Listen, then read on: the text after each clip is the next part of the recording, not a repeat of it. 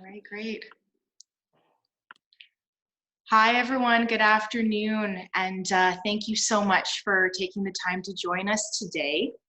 We are really excited that this is actually the first virtual Venture 13 Fireside Chat. So it's a new one for us, although this is the 7th in the series. And we're really pleased that this time around, it's actually going to be a talk and then question and answer period that's going to be led and in partnership with the Northumberland EV Society and their chapter leads. So that's great. My name's Lauren Reed, and I am part of the programs and operations team here at Venture 13. So we're an innovation and entrepreneurship center. And I know many of the guests here today have visited before at some point, whether it's been for one of the past EV Society chapter meetings earlier this year or some other community event over the past 2 years that we've been open. But our primary focus, I would say, is our co-working center. So we provide physical office space as well as business supports for local Coburg entrepreneurs, tech-focused startups, and independent consultants as well. But in addition to that, too, we also have event spaces and meeting rooms that can be booked out by the public. Now, of course, with the current unfortunate circumstances right now, our doors are closed to the public. However, we're still offering plenty of virtual business supports and also programming too, and the Venture 13 Fireside Chat is a part of that as well.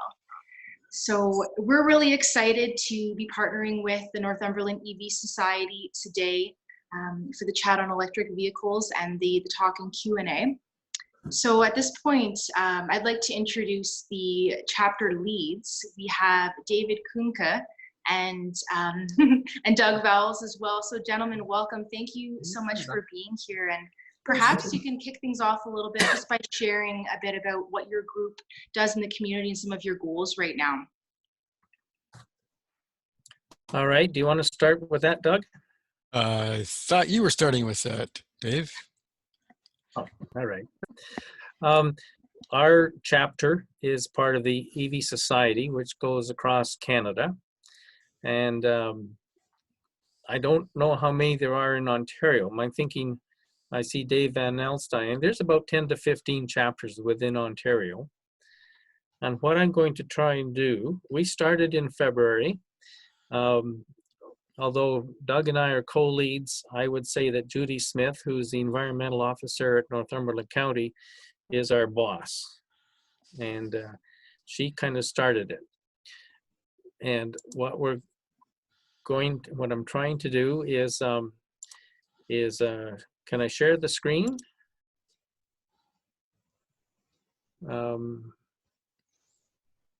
Where'd she go? Lauren? David, you can share the screen. Okay.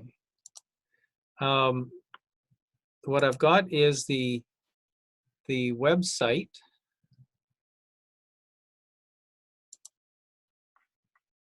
Oh, here we are. That one for the EV Society. And just let me go back to the main, for people who aren't familiar with it.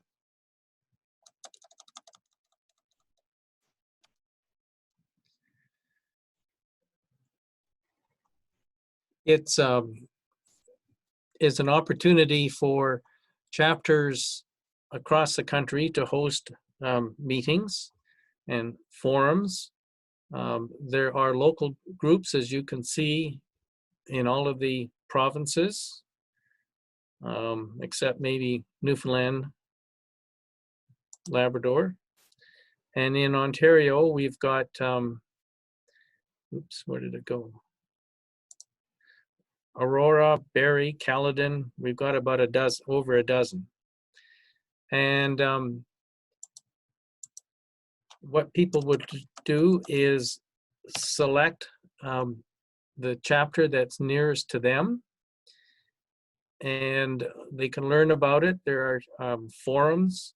You can attend meetings, an actual one, or that are hosted with guest speakers. And I think as we get used to the virtual meetings.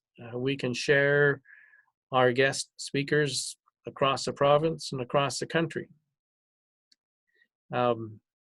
There are all different topics that you can learn about. There's experience from other owners available. And there's, for the membership area, there are some benefits, some discounts that once we're able to go out and visit businesses. You can see there's this is just right now, Bullfrog Power, there's Cal Tire, there's insurance brokers, there's various dealers that cost plus 3%, for example, from West Toronto Kia. So what we're hoping to do is solicit some of the organizations that are automotive related, the dealerships and accessories, and to provide benefits for the society members. And the main thing is to get registered. You can, and normally it would be $30 a year, but you can register as I think it's an affiliate, and that's free. You don't get the benefits of discounts and voting, etc. But you get they will send you notices of our meetings, and you can select which chapters. Obviously, the people in Northumberland would pick our chapter, but the nearest one to us, our neighbors up in Peterborough or Kawartha. There's one up in Ottawa. There's Scarborough, and we're hoping someday there'll be one in Durham. So those are the what the EV Society is, and it's been around for 25 years, I think. I didn't know we had electric vehicles 25 years ago, but actually Judy's been driving a Prius for about that long. So, and I think back in the early days, Steve, a lot of the early EVs were do it yourself. They converted cars put batteries in. Is that right? Yeah, and that's where that was the original EV Society, was mostly people that had built their own EVs. Yeah, because well, there were no commercial EVs really. So and one of the and one of the things, for example, I been working on since we started back in February, March, and talking to Dave Van Elstein about, is getting on at least our chapter and perhaps other chapters on their web, because each chapter has their own web page. And let me see if I can bring up mine. Is a list of all of the local dealers, car dealers that there we are, that have electric vehicles available for sale, for test driving, if they're not readily available, for ordering, for short-term delivery or long-term delivery, and what's coming down the pipe. I'm sure there are lots of people who drive pickup trucks are looking forward to Ford's electric F-150 coming out next year sometime. So it would be an opportunity.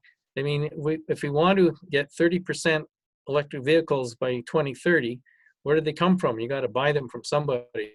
So we want to have a tab up in our page that, or a link that they could open up a spreadsheet that would list all of the local dealers and what cars they have available.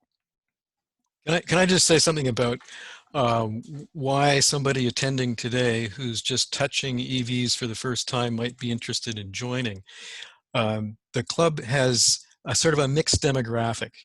There are folks like myself that started going to meetings because I was interested. I did not have an electric vehicle, but I wanted to talk to people that did. So I got some real experiences from actual local drivers, not just the stuff that I read about on the web.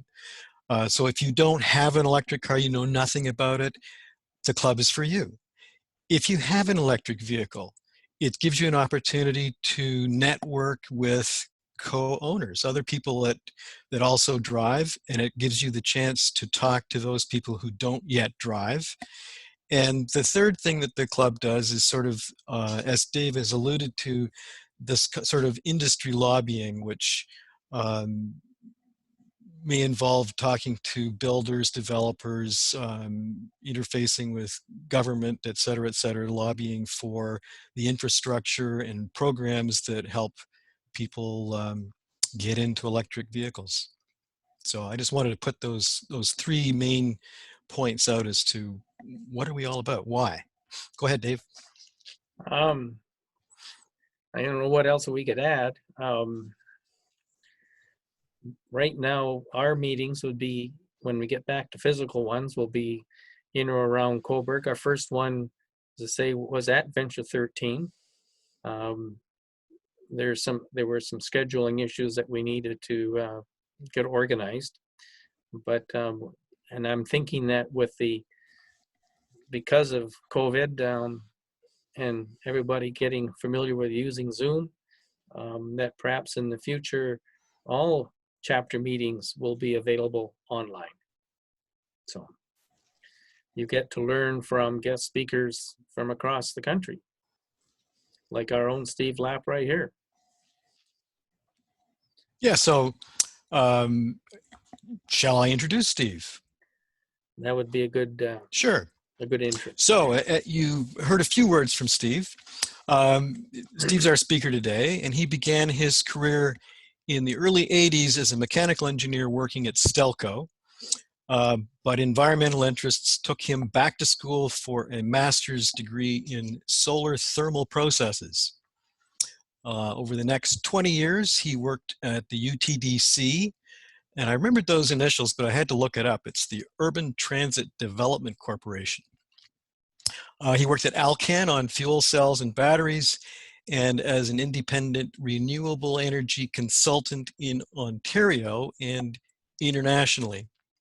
In the early 2000s, he taught mechanical engineering part-time at Queen's University, and from 2005 to 2018, when he retired, he taught sustainable energy systems engineering and technology at St. Lawrence College in Kingston. Since retiring in 2018, he gives presentations on societal decarbonization and electric vehicles. On the personal side, Steve bought his first electric car in 1989 and has experience with hybrid cars, grid-connected photovoltaics, and solar-assisted heat pump home heating systems. And he's been driving a Nissan Leaf since 2014. Steve gave us a great inaugural talk at the Northumberland EV Society in January, was very well received. So in your own socially distanced way at home, please welcome Steve Lapp. Thanks, Dave. Hey, away, Steve. Okay, so I'll get my screen shared here and we'll get going. Let's hope it all hangs together. One more click here should do it. Okay, so hopefully you guys, in a second, we'll see a complete screen about now, I guess. Okay, and then I have to do one more thing, and then we'll be ready to go. Okay, so you should see a little red cursor on there too. You go. Okay, so thanks, Dave, and thanks, Melissa in the background for all the coordination, and thanks, Lauren, for the big coordination all over the place, and Tony, who's there as well, who's done some video for us. Yeah, thanks everybody for joining us on this incredibly nice day. You are inside learning about EVs, and I appreciate that that's what you chose to do. Hopefully you'll come away, if you're thinking of getting a new car, hopefully you come away with a lot better understanding of what an EV might offer you and whether it would fit your lifestyle. I'm just showing the Venture 13 logo there and the Electric Vehicle Society down there. Lauren's going to put this up later on the Venture 13 website, and my email is there, and you'll be able to see that on the slides if you want to contact me after this talk. So let's dive in. There's obviously the chat function that you can send questions during the talk, and Dave and Doug may try to answer those. And then if we'll also have at the end of the talk, which will be in about an hour, we'll have a question period for another 20 minutes or 30 minutes, whatever it takes us to potentially 3 o'clock. That will probably have been enough EVs for everybody by then. Okay, so let's move on here. So there's just the folks that have helped put it together. I'm Lauren and Melissa, and Tony and Doug and David. And yeah, fire your questions off, okay? So what's driving this whole EV market? Well, you know, we have this worldwide goal for global warming mitigation of sort of some, we call it zero, call it near zero, whatever we want. The world has to take a dramatic chunk out of greenhouse gases by 2050. And there's, of course, lots of you will know about the various sort of gradations of that by 2030 and 2040 and all that. But the main areas, you know, that are being regulated that are going to be reducing emissions, you know, one is transportation, of course. So that's where the, you know, drive for EVs come from. And there's lots of regulations in different countries, Germany, China, the UK, California, all over the world, massive regulatory change, which is creating a market for zero emissions vehicles, of which electric vehicles are the most common right now. And then, you know, electricity generation and industry is also getting a whole, you know, series of regulations. And then there are, you know, many attempts for larger and more effective global treaties that most of us will be aware of, whether it's the Paris Agreement or what. So we've got regulations, and then we've got just environmentally conscious consumers, you know, people that just want to do something with their own pocketbook that makes a difference greenhouse gas wise. So those are the sort of two big you know, forces, I think, that are driving the market. Others may have some thoughts on that they can share in chat. So let's just keep going here. So why would you buy an EV? Okay, let's take a look at that. One is, you know, when you fill up an EV, it's really cheap. And so, you know, you can go 100 kilometers for just a few dollars, basically. And we'll get into the economics later. But basically, you know, your day-to-day, you're going to save a lot of money operating the vehicle. Yes, there's a upfront capital cost, and we'll take a look at that too. Most EVs have very minimal maintenance requirements, from almost no maintenance to very little. The Nissan Leaf, and I would add at this point, I'm not connected with any companies. I don't derive any benefit from pushing any particular car, and I'll try to be sort of, you know, maker and model neutral as much as I can. So anything I say about a particular car, I'm not getting a kickback. So don't worry about that. I'm doing this as a retirement project to help people make low greenhouse gas paths possible. So, for example, my Nissan Leaf has no scheduled maintenance, zero. You just don't need to ever go to the dealer unless something is wrong with the car. I'll talk a little bit about my experience with that over the last 6 years later in the talk. EVs are super quiet, so if you just like really quiet cars, most EVs are really quiet, so that's very nice. Just day to day, they're very relaxing. And obviously you'd buy one because you're an environmentally conscious consumer trying to make some sort of difference. And we'll take a deeper dive into that in not only just the fuel savings and greenhouse gas issues, but also, you know, what about the energy to make the car? What about the batteries? Those are issues people always bring up. The other crazy thing is most EVs are really fast. Acceleration, and even if you're not a car nut or don't like driving fast, they have great acceleration for passing and merging, better than most gas cars of similar size. And in fact, most of them are faster than a Mustang that you would have bought in 1990, a V8 Mustang for that matter. So those are some of the features that we get with EVs. Okay, let's see. So there's the other slide. It's a bit of a delay here, so sometimes I'm a little ahead of probably the rest of you. So the way to look at the big EV benefit is basically greenhouse gases.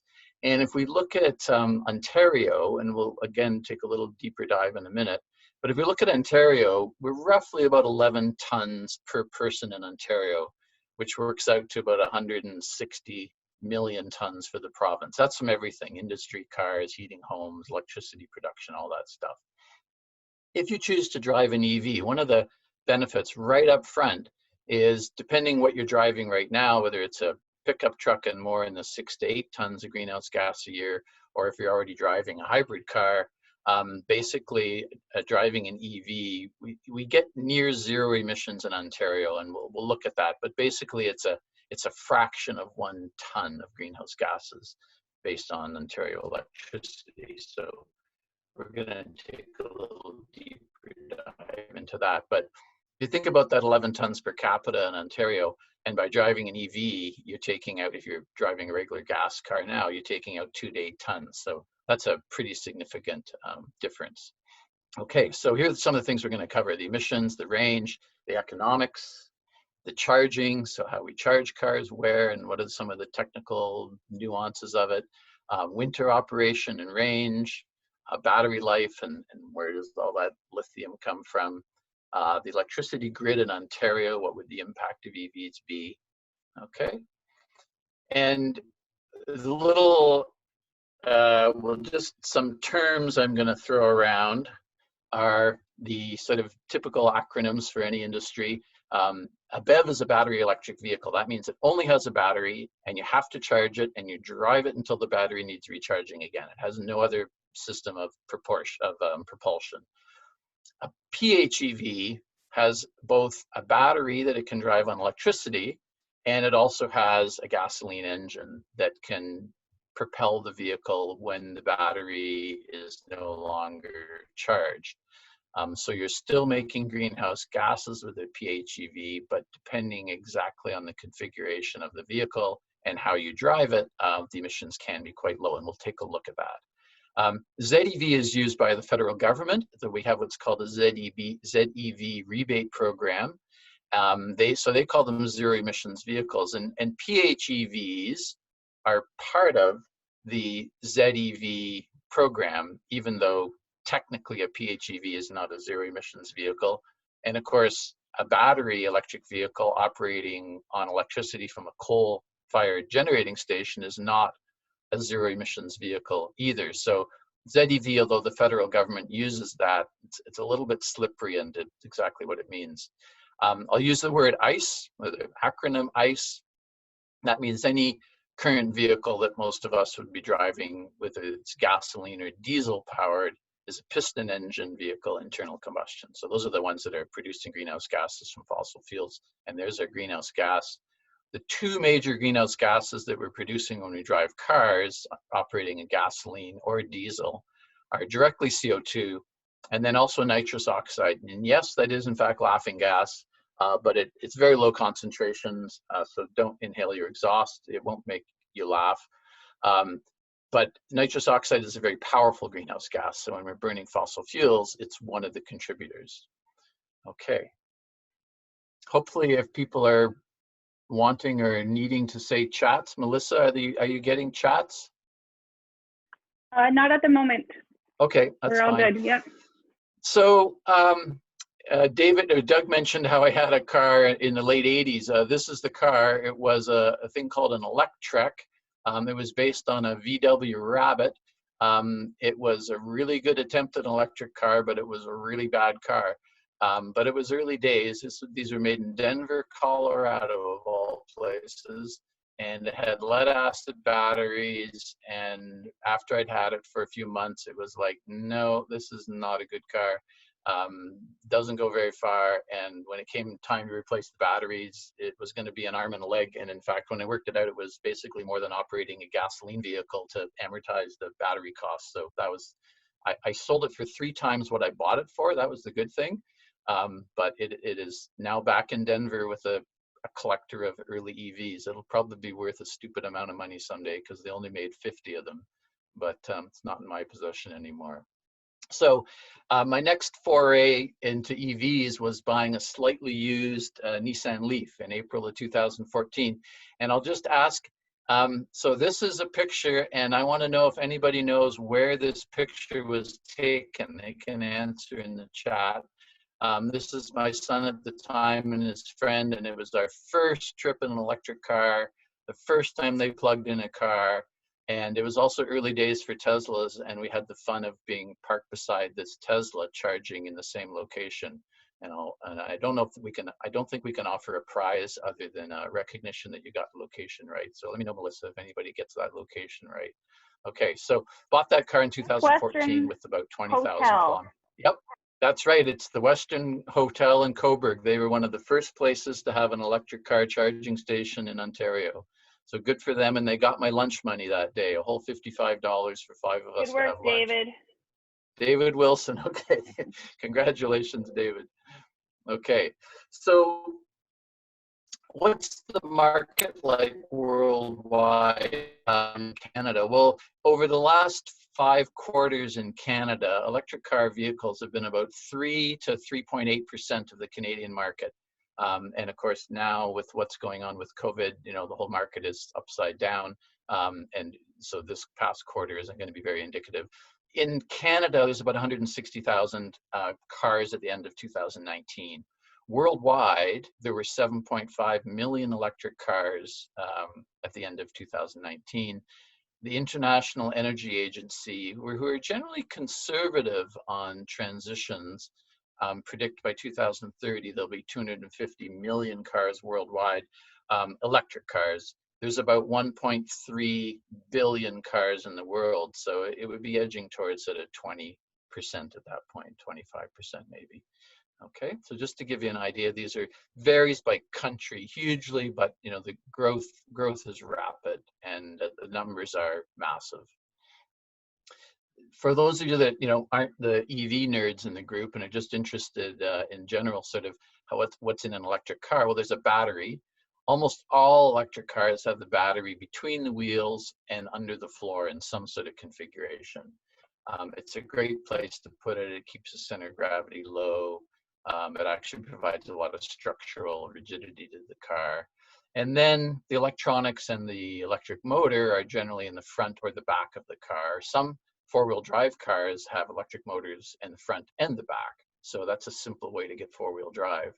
But in this particular car, is a Nissan Leaf, there's a whack of electronics up in the engine bay, and then there's the electric motor. And there's very little to the electric drivetrain. There's the motor and a couple of gears and the wheels. There's no clutch. There's no automatic transmission. There's no changing of gears. Basically, it's a motor connected through a couple of gears to the wheels. So that's a very simple mechanical system. This is a guy, if you Google Chevy Bolt disassembly, he takes a Chevy Bolt apart on YouTube and shows you every piece. But just to give you an idea of the simplicity, that's the electric motor for the Chevy Bolt, not much bigger than this guy's head and hands. It's a 200 horsepower electric motor, complete with all the gearbox and lubrication in this aluminum housing. So, from the standpoint of drivetrain simplicity, you can't get much simpler than electric cars, than pure electric cars.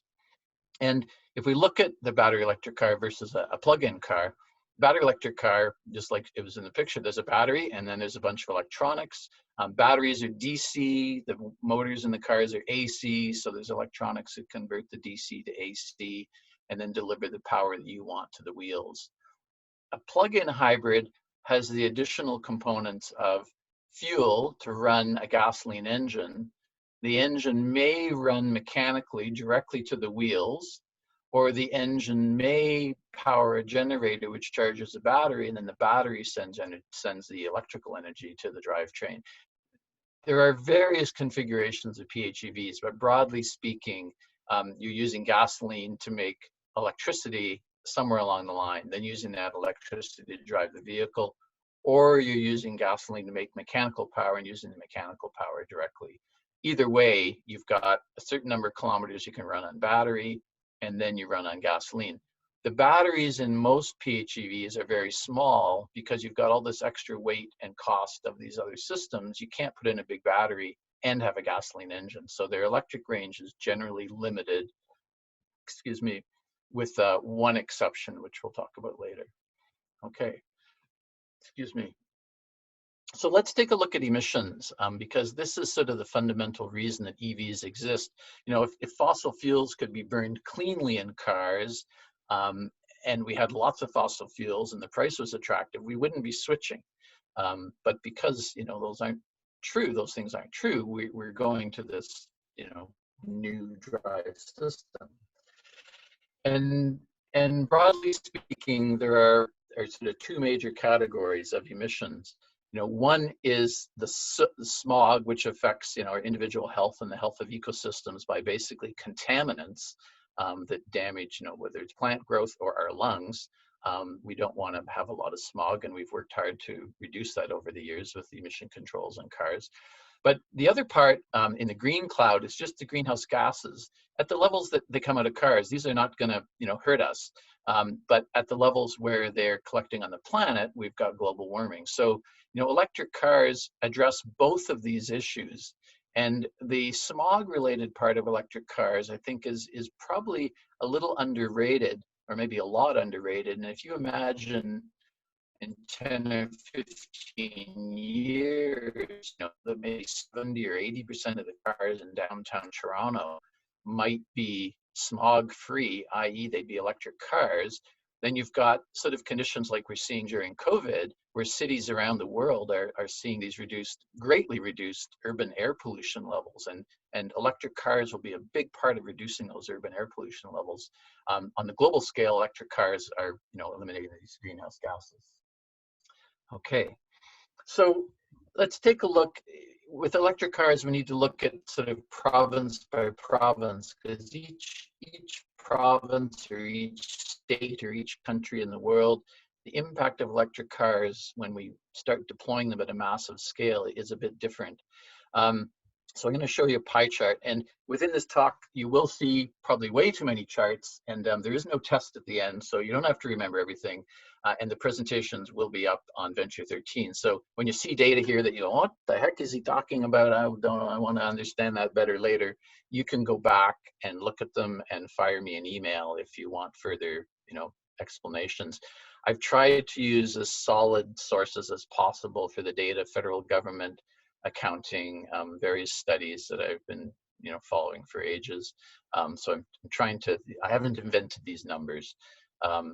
And if we look at this pie chart, it shows where the emissions, particular greenhouse gas emissions, these are strictly the emissions associated with global warming, not smog necessarily, but with global warming. And this is the total number of tons, 159 million tons a year in Ontario.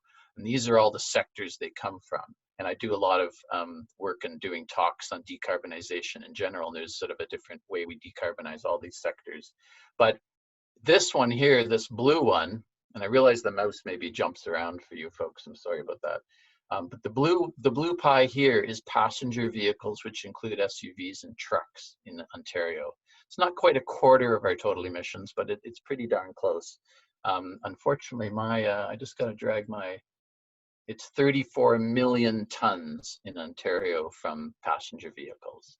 And that would be mostly gasoline, some diesel. And then there's large commercial trucks and rail and aviation is another part of the transportation. But this is the one that in the near term, with the vehicles that are available today, if you want to go and buy one, this is the one we're taking a slice out of by buying electric cars.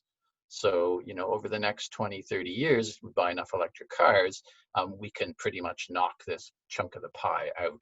That's certainly, what we should hope for. How are we doing on questions, Melissa? Is there anything stacking up that I really should address? No, Judy made Okay. a comment about including heat also, and David has a 2012 Leaf, and it's still, Okay. sorry, yeah, 2012 Leaf, and it's still going strong. Okay, so let me just, so I'm not sure whose name you mentioned, but a comment about heat. Yes, so, a big part of emissions in Ontario, well, a big part of emissions in many countries comes from heating our buildings too, both commercial and residential institution buildings, using natural gas, oil, propane. That's another big part of our heating. And under the decarbonization work that I do, we do talk about options that we're going to be using going forward that way, but that's not going to be something I can cover today. So the thing about driving an EV is, and many people who have been skeptical about EVs always bark up this tree, and that is they say, well, you're driving, if you're in Tennessee, your EV is coal powered effectively. And there's a lot of truth to that. Indeed, your EV is running on coal in a good chunk of the world. What they then need to do, recognize is that even an EV running on coal has fewer greenhouse gas emissions per kilometer that it travels. It's just such an efficient drivetrain, from the battery to the motor to the wheels. Even electricity from coal is better than using gasoline. In Ontario and in Quebec and in British Columbia and in Manitoba, some of the other provinces, the electricity production is from, hydro, nuclear, some solar, some wind, and some natural gas. In Ontario in particular, the mix of our grid gives us an extremely low amount of greenhouse gas emissions per kilowatt hour. Down in the range, you can see there, 0.01 to 0.04 roughly, depending on the time of day, if we're running natural gas at peaking times, or we got lots of wind and sun on a sunny day and it's lower, but that's the general range. If we were in Alberta and we're running mostly coal, these numbers would be more like 0.7 and 0.8 kilograms, almost a kilogram per kilowatt hour. So running EVs in Alberta doesn't give us the same environmental benefit it does in Ontario. If we run these EVs in Quebec, they're almost zero greenhouse gases associated with running EVs in Quebec, and they've had a lot of initiatives and higher rebates to make that happen. So just this graph just shows if you drove a typical mid-sized car about 20,000 kilometers a year, here are the tons of CO2, and if you drove it just on gasoline, you'd be up around 3 and a bit tons. If you drove it in Alberta on coal-fired electricity, it'd be around 2 and a bit tons. And then if we go to Ontario, this is meant to be 0.12 tons. And if we drive it in Quebec, the data actually doesn't even show up as a visible amount. So the provincial electricity mix has a lot to do with how much environmental benefit we get. And in Ontario, it's substantial. So that's the first thing about EVs in Ontario. And as these other provinces green their grids, there's lots of work being done to take coal out of the mix in Alberta. Coal and natural gas slowly will be taken out of grids as we go to low greenhouse gases. Therefore, electric cars in those provinces will also become better and better at emissions. But even in Alberta now, an electric car is better than a gas car by almost a third. So your mid-sized gasoline car in Alberta is still producing more than your mid-sized electric car, even on coal-fired generation. And in Ontario, it's, some of us would almost think that's a negligible amount, even though if you have millions of cars, it does start to add up. Okay. Steve, yeah. There is a question Yep. regarding, do you know what percentage of GH gas is for air travel? Worldwide, air travel was a few months ago about 3 to 4% of global greenhouse gas emissions. And international travel is down something like 96% or something right now. But yes, globally, it's around 3 to 4% of global emissions and growing fairly quickly, was growing fairly quickly. Of course, that's all off the table now. Okay, so here are greenhouse gas emissions by vehicle type, just because I wanted to show this in a bit more detail. So a battery electric vehicle, they do come in different sizes. You can get a Tesla Model X, which is a very large vehicle, or you can get a very small electric vehicle, and some of them are super efficient. The Tesla Model 3 happens to be one of the most efficient. The Hyundai Ioniq electric vehicles, also a very efficient electric vehicle. So there's a little tiny variation in the amount of greenhouse gases you get from a battery electric vehicle in Ontario. And then when you go to the plug-in hybrids in Ontario, it's a little bit more complicated. And there's a lot of possible variation in these numbers. So I put a couple asterisks there, because if you are very careful and are always plugging your plug-in hybrid vehicle, and I know there's someone named Galen watching, and he's religious about plugging his electric vehicle, his plug-in hybrid in, and he gets very, very low gasoline consumption because of that. But roughly speaking, The smaller PHEVs will be probably, if you're plugging in half the time and driving on gas half the time, you'd be around a ton of emissions a year. There's some very fancy high-end PHEVs, Porsches and big Audis, and a couple others you'll see in a chart later. There's still a significant greenhouse gas reduction because they use a lot less gasoline, and if the owners plug them in frequently and do a lot of kilometers on electricity, then they'll get even better than this. But if they roughly drive half the time on electricity and half the kilometers, I should say, not half the time, but half the kilometers on gas and half the kilometers on electricity, they'd be around 2 to 3 tons per year of emissions. Then you've got your mid-size hybrid vehicles. So even your best conventional gasoline hybrid vehicles are going to be about double what your better PHEV vehicles are, and a little better than maybe the biggest PHEVs that are heavy and powerful. And then as soon as you go to mid-size gasoline cars or trucks, you're way above the battery vehicles, and you're still significantly above 3, 4, 5 times in the case of the smaller PHEVs, 3 or 4 or 5 times the annual emissions. And I'm not trying to slam the truck thing. Obviously, lots of trucks are needed, and it's going to be great when we have electric trucks. It's going to be great when we have electric SUVs. All that stuff is coming, and we can talk a little bit about that. People may have questions. It's just that there aren't a lot of selections available yet.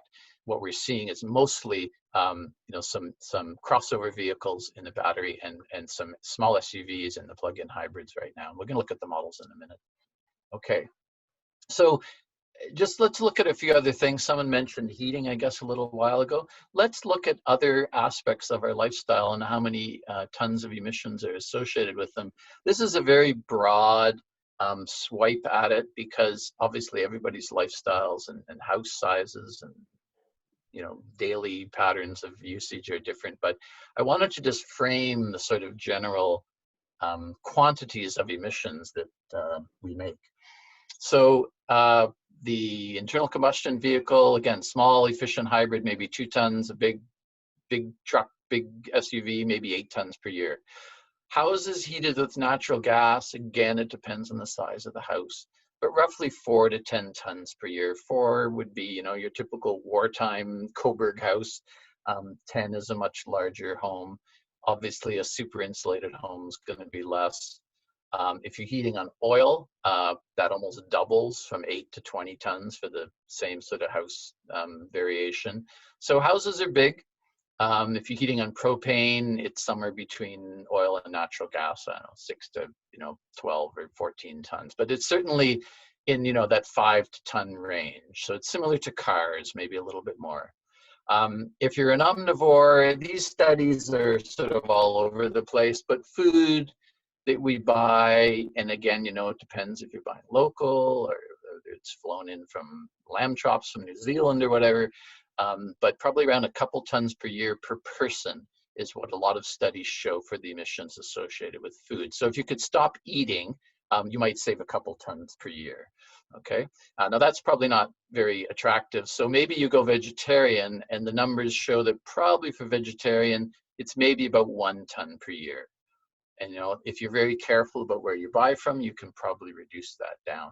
So we don't have a lot of choice on our food, and we can go crazy on food and not save as much as we'd save by just getting a slightly more efficient vehicle.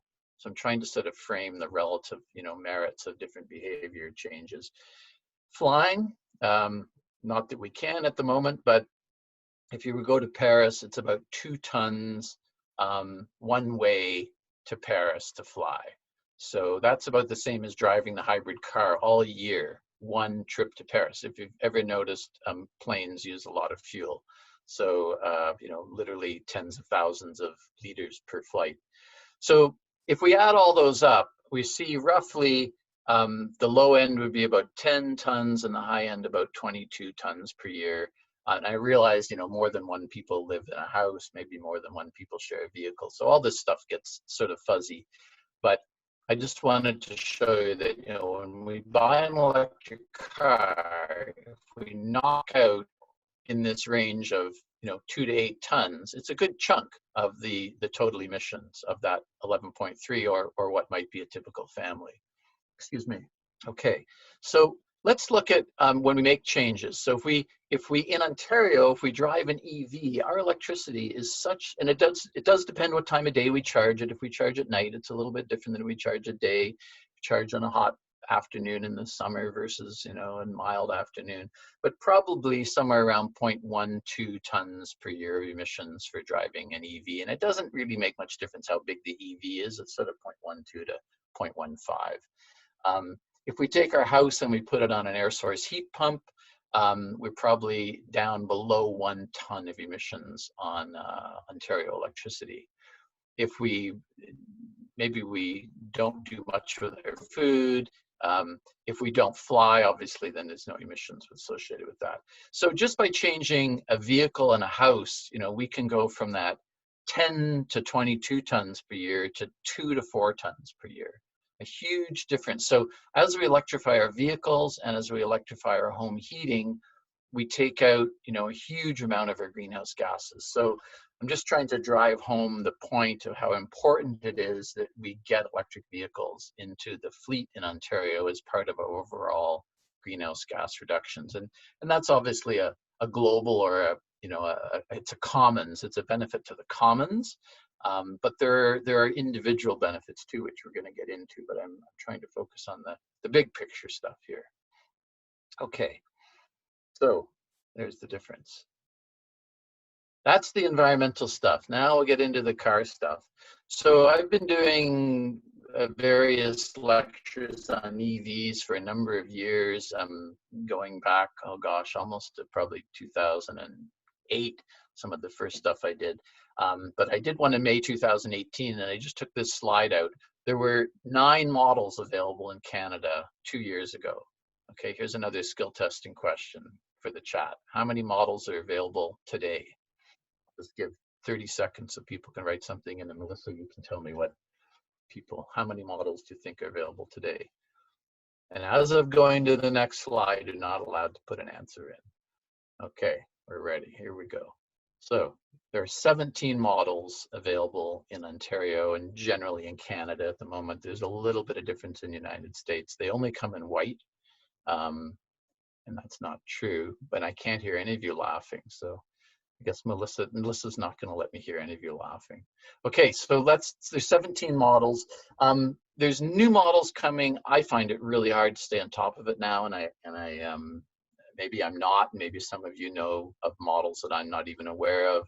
I just put these 2 in, this little Honda E, which seems to be a very well-designed machine, and one called the Volkswagen ID3. We're not in the foreseeable future getting these in Canada. Neither of them have been announced for Canada. So at the moment, they look like wonderful vehicles in terms of all sorts of neat features. We're not going to get them. I know one of our watchers is very keen on the Mustang, and it's supposed to come in the fall of 2020. And maybe Dave has some feedback that he can give in the question period about it. It's supposed to have a great range. The initial models are going to come with 4-wheel drive. It's powerful. It's sort of a crossover size vehicle. I saw it in February at the auto show. It looks like it will be a very popular vehicle for all sorts of reasons. And it's going to be super low emissions, even though it's fast and powerful. Okay, so that's what's out there in terms of total vehicles. The next thing people generally want to know about is what's the dollar part of the question. And one of the things I find useful is to just look at what do Canadians spend on a new car. And these are numbers from an Auto Trader study. And most people are surprised that the median cost for new vehicles on Auto Trader is $40,000. This is from 2019. Even Honda Civics on the Auto Trader, overall, the average cost is $31,000. Trucks 54. So, when we're talking electric car prices in the range of, 35 to 50,000, it's not like they're way, way out of order with other new cars. And these, excuse me, these are asking prices. So, maybe there's a little bit of negotiation there. But people are spending a lot when they buy new cars, and $40,000 being the average. In terms of rebates and incentives, there are a couple of things people want to be aware of. These can change, of course, but right now, these are the numbers. For new vehicles in Ontario, there's a federal rebate for a pure battery vehicle of $5,000 off the after-tax price. For plug-in hybrids, it's $2,500. And there's a couple restrictions on the total cost of the car. So you're not going to get the $5,000 off if you buy a $100,000 EV, unfortunately. Maybe you need it, maybe you don't. If you buy a used car, there's a $1,000 rebate available from Plug-in Drive. You have to take a little course. It's very brief, and I think they're doing some online stuff that way now. You'd have to check. But you get a $1,000 rebate. It's a privately funded program by a private foundation in Ontario. And Car Heaven gives you $1,000 if you scrap your old vehicle. This $1,000 you get from Plug-in Drive, whether you scrap your old vehicle or not. This one you only get if you take your old gas car off the road, which makes perfect sense. So it's a good way to try to get people that have older gas cars, get those cars off the road, get them stopping consuming gasoline, and you get up to $2,000. So that's the rebates that are for the purchase of vehicles. So here's where it gets ugly, and I'm going to throw these charts at you, and you may want to look at them later in more detail. I've just got to drag my window here out of the way because it's including seeing some stuff. So I just took all the pure electric cars, all the battery electric vehicle models, and I stacked them up with the highest range at the top and the lowest electric range at the bottom. And then this is the battery sides for people that like technical stuff around kilowatt hours. These are the MSRPs before rebates, before any special deals, and before being optioned up with whatever leather interiors and radio and stuff. This is the cost for driving a year on electricity, and you can see even the thirstiest, most biggest, powerful EVs like this Jaguar I-Pace are going to use $700 a year, or the big Tesla Model X that's going to use about $600 a year of electricity. So I think that's just a little more than my beer budget. Basically, the operating cost of these cars is really low. The energy cost is really, really low, and that's where the economics, slant us towards looking at EVs. Broadly speaking, there's a couple of interesting things that I've noticed about these vehicles. So one is there's this sort of cluster of vehicles around the 45 to 55K dollar MSRP that have a range of about 400 kilometers. So these are the vehicles I'm thinking people that are, budget conscious. You're not going to buy the $90,000 or $100,000 EV. You want something that makes sense for your money and just in terms of overall cost and comfort. It's not a super luxury, not a super fast vehicle. And then there's a second cluster of vehicles in the sort of 40K plus or minus a few thousand vehicles that have the range of sort of 200 to almost 300 kilometers. And these are, every few months, a new vehicle is added here and the ranges are changing. But roughly, we can look at these two clusters of vehicles. So we've got a bunch that go a couple hundred kilometers to almost 300 kilometers. And then we've got a bunch that are now in basically the 400 kilometer range. We'll talk a little bit about range and time of year. But those are two sort of broad clusters. See, there's the Porsche Taycan. It's $174,000 and has modest range. I'm sure it's a blast to drive. So there's some oddballs in there. There's a little electric smart car. There's a BMW electric car that has a relatively small range by modern cars, but it also comes in a plug-in hybrid. So it's sort of a unique model as well. Okay, so let's just take a look at, if we plot, so what I did here was I plotted the MSRP price. So again, this is without tax or rebates. And I plotted the range here. And that's a bit of a messy chart, but I'll make it look a little prettier by just adding a couple of, so there's the cluster of long range cars.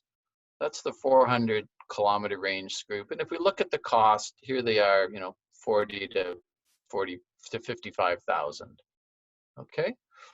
And then there's the cluster of other cars that are in this 200 to 270 kilometer range in this sort of 40,000 plus or minus 5,000 range. And then outside of that are the outliers of more expensive vehicles like the Tesla Model 3 long range. It's incredible range. It's a bit more money.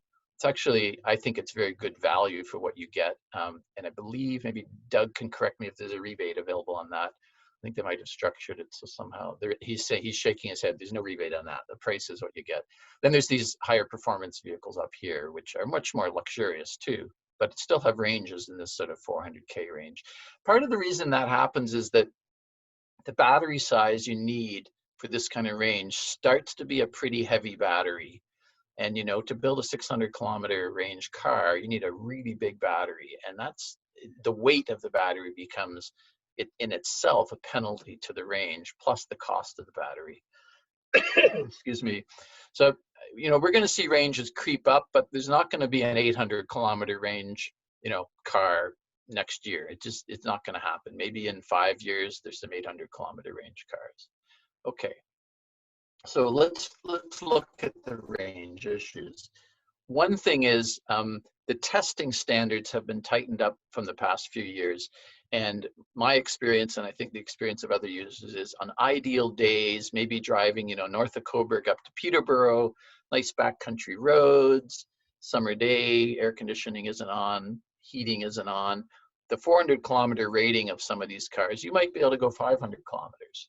So that's one thing to sort of be aware of, is on really nice days, the ranges that are published by the government are probably less than the actuals possible.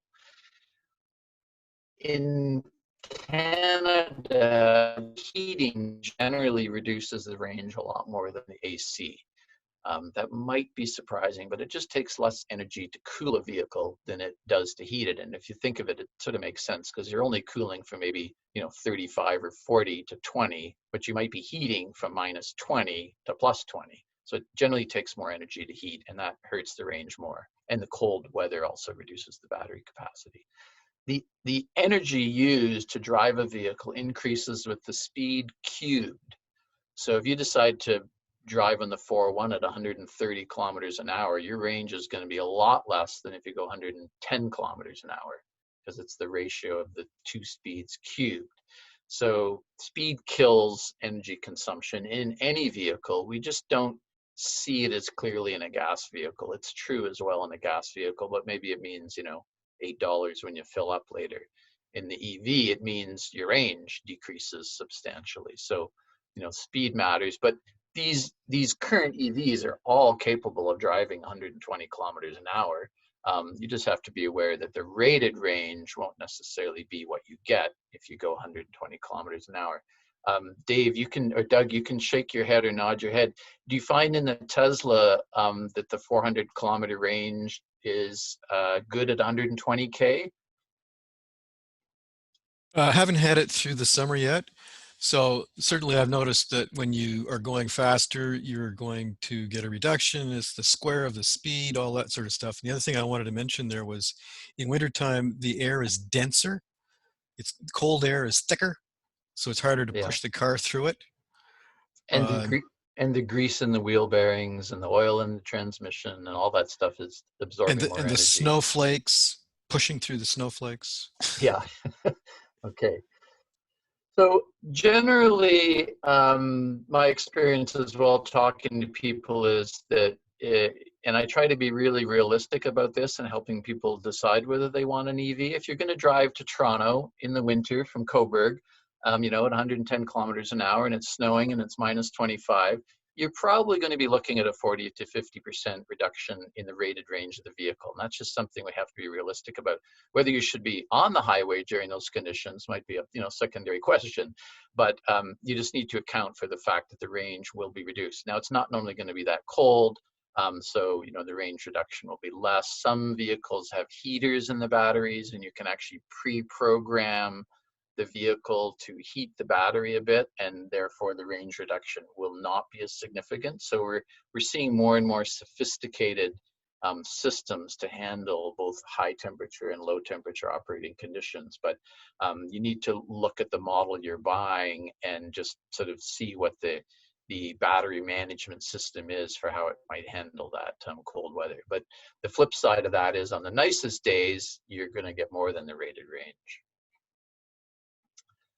So our 400-kilometer car might be a 200 to 250-kilometer car under the worst winter driving conditions.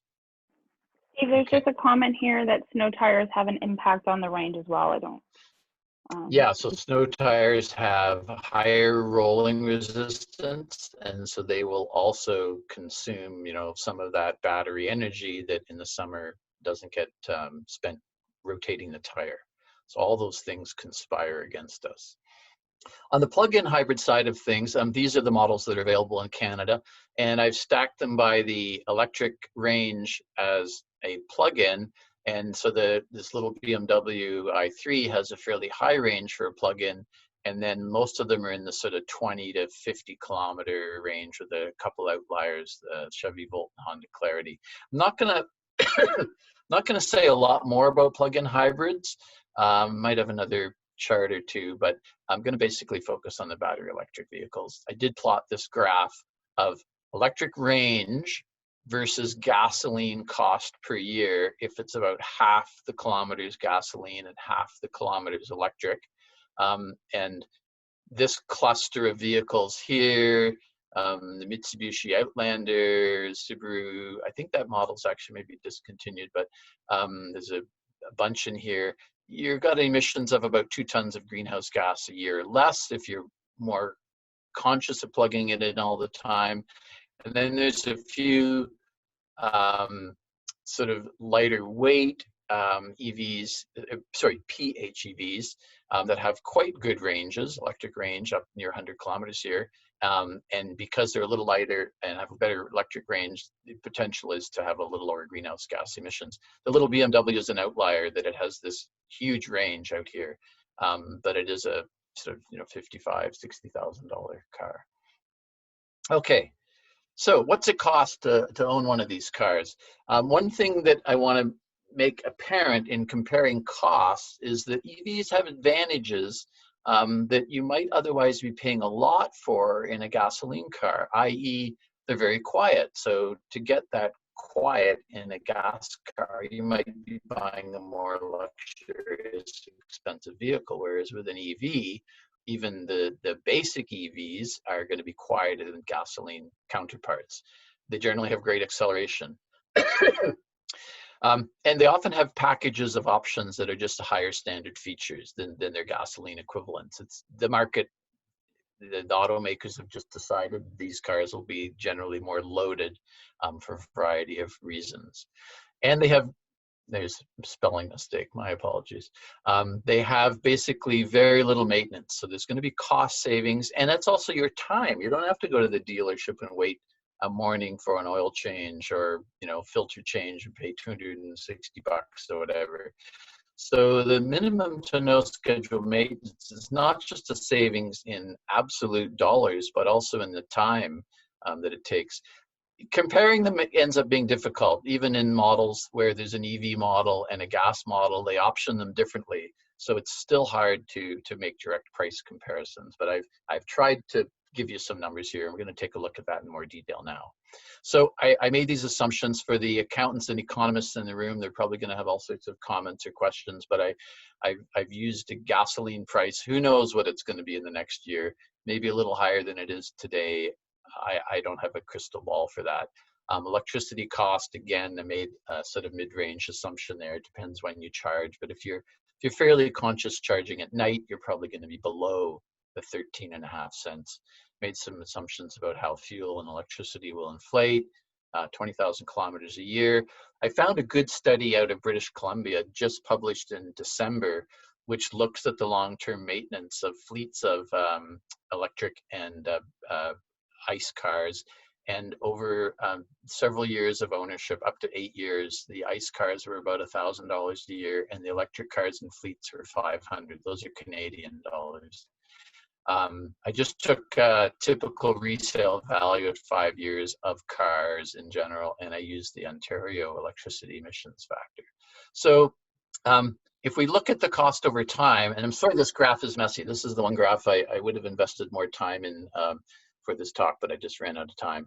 But I'm just going to put this data up, and then I'm going to scroll around on it. So these are just the cost of fuel to run vehicles, just adding up over time with a little bit of inflation built into the fuel cost. And on the bottom here, we've got a hybrid mid-size car, hybrid mid-size car. Then we've got just like regular sort of mid-size car, non-hybrid mid-size, four-wheel drive SUV, and a pickup truck. And you can see after 10 years with the pickup truck, you spend about $25,000 on fuel. With the hybrid car, after 10 years, you spent about $5,000. Whoops, that looks a little, about $5,000. I'm actually thinking that. 1 second here. Yeah. Now, I'm sorry. This is the hybrid car, $10,000 after 10 years, $2,000 a year. These two are what you would spend on electric vehicles. Oops.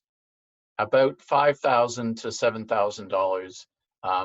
The orange one is owning a really big EV, and this blue is just owning a regular EV. So $5,000 to $7,000 for 10 years versus even the best gas car is going to cost you $4,000 or $5,000 more. And a pickup truck obviously has a different function, but a lot more. Okay. So a lot of savings over time. And then if you look at the greenhouse gas emissions, these 4 dots are the emissions in tons over the 10 years. So the hybrid gas car is about 20 tons of emissions over 10 years. The pickup truck is a lot more. And the emissions for the electric cars are down here. So literally a couple of tons or barely 1 and a bit tons for the 2 sizes of electric cars. So a lot more dollars in gas and a lot more tons of greenhouse gases for the gas cars versus the electric cars. So that's what's driving the economics of looking at what does an electric car do for you. It's this long-term fuel cost plus the maintenance savings. Let's take a look in more detail at that. So this is just a sample for folks to be convinced that I've tried to do my homework in the background, and you've got capital cost and energy cost and insurance cost and maintenance cost, and I've tried to use references for these that are reasonably solid, but for sure there's latitude in some of these assumptions and obviously in inflation rates. And again, Lauren will post this stuff and you can pore over it and take a look later if you want to look at it. But this is what it boils down to for a selection of different vehicles. For gasoline vehicles, I chose a bunch of different ones, basically all sort of on the mid-size or smaller efficient vehicle end of things. I chose 2 200-kilometer battery electric vehicles. I chose 2 plug-in hybrids, and I chose 3 400-kilometer pure battery vehicles. And these are the energy costs. So you can see for the gasoline cars, it's sort of $5,000 to $8,000 over 5 years. For the electricity, for these electrics, it's $2,500. Same for the bigger EVs. They really don't use much more per kilometer, so their energy costs are about the same. I added up all those expenses, the purchase price, the gas, the maintenance, the electricity, and then I subtracted the resale value. I didn't do any fancy net present value analysis. So these are just straight cash flows. But what I wanted to show people was that, the gasoline cars, these modest gasoline cars are somewhere in the range of $30,000 over 5 years to drive and operate one of those cars. The 2 200-kilometer battery electric vehicles, very similar. This includes the federal rebate. Very similar amount, so make an assumption this way, make an assumption that way, throw in $1,000 unexpected repair. These could easily vary by a few thousand. The PHEVs are a little bit more, obviously a fancy one, the BMW PHEV costs a lot more, the Volt just a bit more. And then your higher range EVs just come out a little bit more in the end as well, a few $1,000s, other than the Tesla, which is a little bit more, but not an astounding amount more really, because you're saving so much money in the operation of these vehicles. So that's the message I want to send there, is that at this point, the prices over 5 years are very similar. You can do the same thing for 10 years, and now you're looking at, you know, spending nearly $12,000 to $20,000 on gas for the gasoline cars. Your EV is costing you about $6,000 in electricity. So there's a big savings right there. And then if you look at the 10-year total, now obviously the resale value of the car is plummeted terribly. It's probably in the range of, you know, 10 or 15% of the original car price. So you're spending somewhere around $60,000 to operate that regular gas car for 10 years. Very similar amount for the electric car. Similar amount for the long-range electric cars too.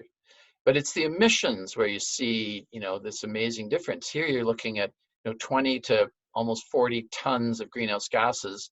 Here you're looking at 1.4 tons for the life, basically, of the car, the 10-year life of the car, 200,000 kilometers. That probably might go further, but in that range.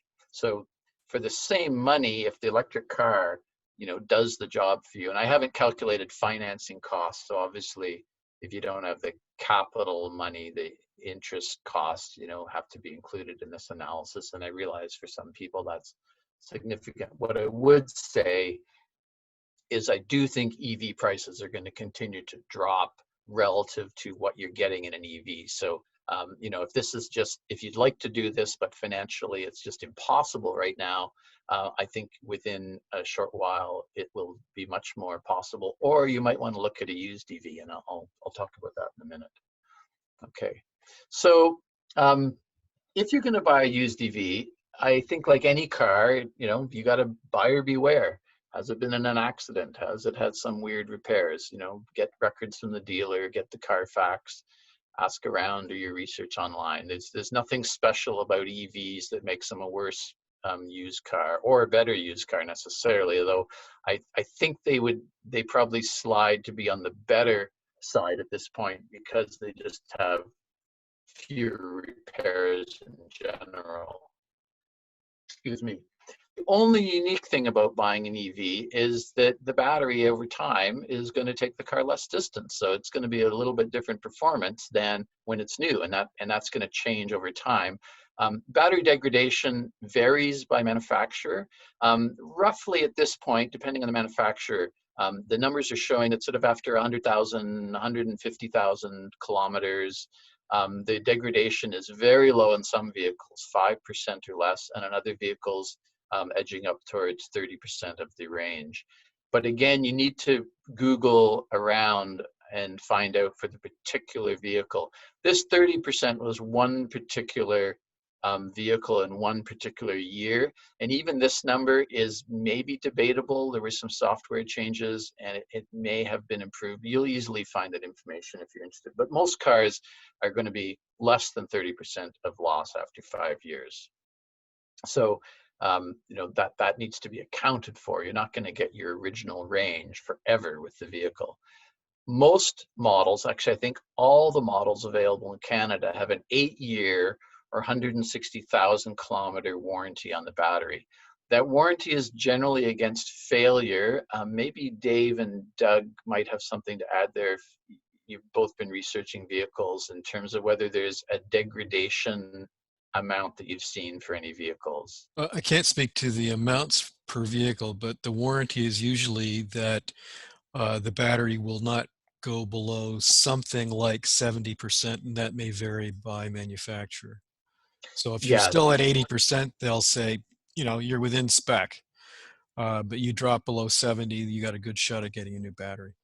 Yeah, and that's after 8 years or 160K. So if you buy one of these cars, the warranties are going to say that after that time or distance, you've still got 70% of your original range. Okay, I looked up just for fun and to give you guys some information, I looked up a bunch of Nissan Leaf used car prices because there's lots of them out there. I just used Auto Trader in Canada, and I plotted the red dots are the price depreciation based at 12% per annum, which is typical for gasoline cars too. And these are the Auto Trader prices. And you can see that the Nissan Leaf is, other than this, there's an outlier here, but this one's even better. Nissan Leaf price degradation over depreciation, price depreciation, sort of following a typical used car pricing curve. There's nothing special happening there. I think over time, used EVs may even look better than used gas cars because the data to date shows they're going to be more reliable. And so that's going to be a big factor in people buying them at 5 or 6 or 7 years old, is you're still getting a car that has lots of life. Even if it has some range loss, it's going to have lots of life and probably fewer repairs over the next few years you might own it. Okay, so other issues people have asked me a lot about over the years are lithium battery life. Like battery life, it's complicated. It's super complicated, and you need to be an electrochemist, and I'm not an electrochemist, but some of the things that affect how long and what, and we shouldn't say battery life really, what we're talking about is battery degradation. How much loss of capacity is there? Depends on the temperature over the lifetime of the battery. Depends on what chemistry it is. Depends on how highly it's charged, how high the state of charge is each time you charge it, and how low the state of charge is each time you're depleting it. Depends on the number of cycles of charging, and it depends whether the driver is a maniac and nailing the accelerator every time or being a bit more gentle. One of the things we really have in our favor that way is that we have a very modest annual mean temperature in Ontario, like compared to Phoenix or Southern California. We're actually getting very modest temperatures, so that's going to help our battery life. And there I had the 70% number that I got. Oops, I'm sorry. And sometimes battery degradation that's showing up on the cars, the manufacturers have actually reconfigured the software and found out that it wasn't as bad as they thought. So there's some interesting stuff happening there. But battery loss of capacity will vary with many factors, but the fact is that they're warranted, and the manufacturers know they have to do that to get the sales. Okay, let's look at how we're going to charge a vehicle. So Melissa,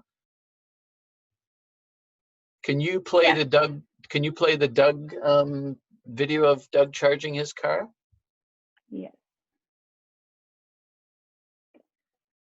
I'm just gonna. So charging an EV is very straightforward and takes very little time in terms of the actual action that you need to do. And Doug gave us a brilliant illustration of this with his car.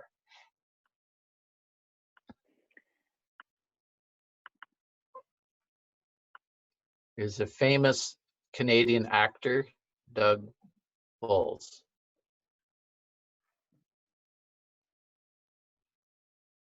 You'll notice how the Tesla drives in jerks. That's not true.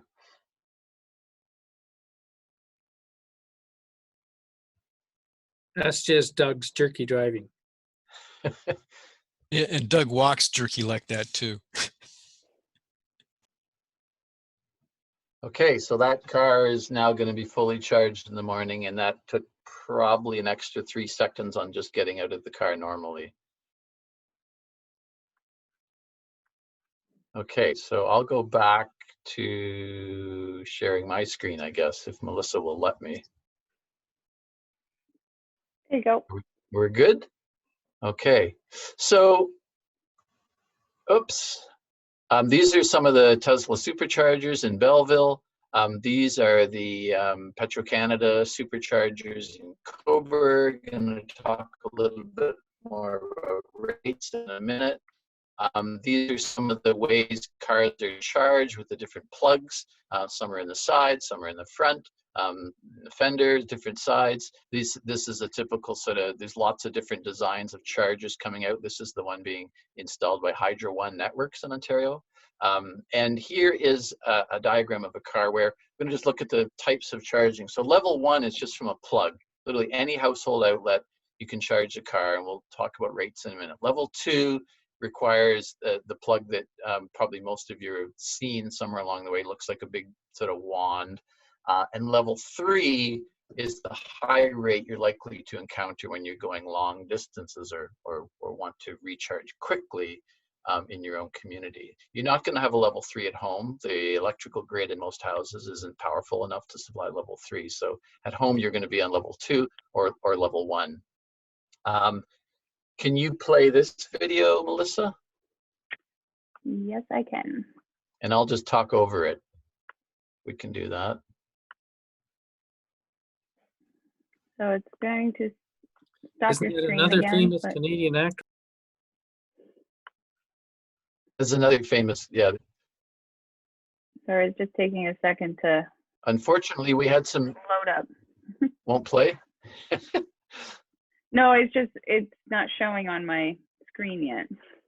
Okay, My shared screen. we did There we go. spend time in advance trying to get all this to run smoothly. So I'm just showing, it jumped ahead there. Can we start it again? Yes. There you go. So I've been charging this car for basically 6 years now from an outdoor station. Just because of the configuration, I put the charger on sort of a pole here, and it just has the cord.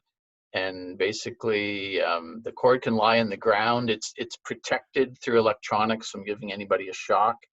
And you pop the front open. This car has both a high rate charger on the left. You'll see me pop it in a second. That's the high rate, what's called CHAdeMO for this particular car. And then there's a level 2 on the right.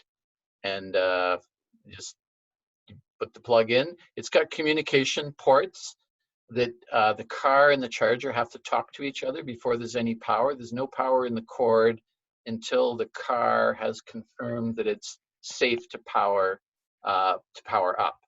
And then the power is turned on. If anything happens to the power during the charge, like a short or a fault, it would shut off. So you simply plug it in, the car makes a little click and a beep, and it's charging. And then when it's fully charged, either I see on my phone app or I see a light on the dashboard of the car is telling me it's fully charged, and I'm ready to go somewhere. I can't drive off if it's plugged in. Just pop it out and close the charging door, and then we're good to go. Okay. And then Melissa, if you can show Tony's video of the other charging stations in Coburg. Coburg is very lucky to have actually a decent number of charging stations for a community our size. And one of them actually has, a couple of them actually have solar photovoltaic arrays on top, which means it's sort of cool because there's the one at V13.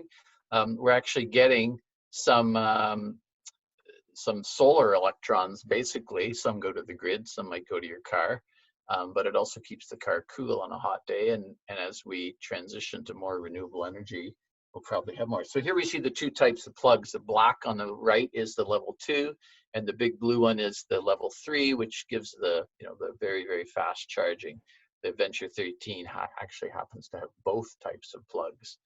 And so if you're going to use the high rate one there, you're going to get a lot of kilometers for, every few minutes of charging.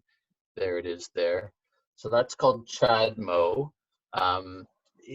There are 2 types of level 3s right now, and I'll show you a picture of that in a few minutes. There's a flow meter. You get a card or you use your phone app, and the flow turns on. There's the solar array. So, as we have more of these chargers across the country, many of them could potentially be under these solar arrays, and it keeps the car cool and from the sun, and it's also putting green energy into the grid.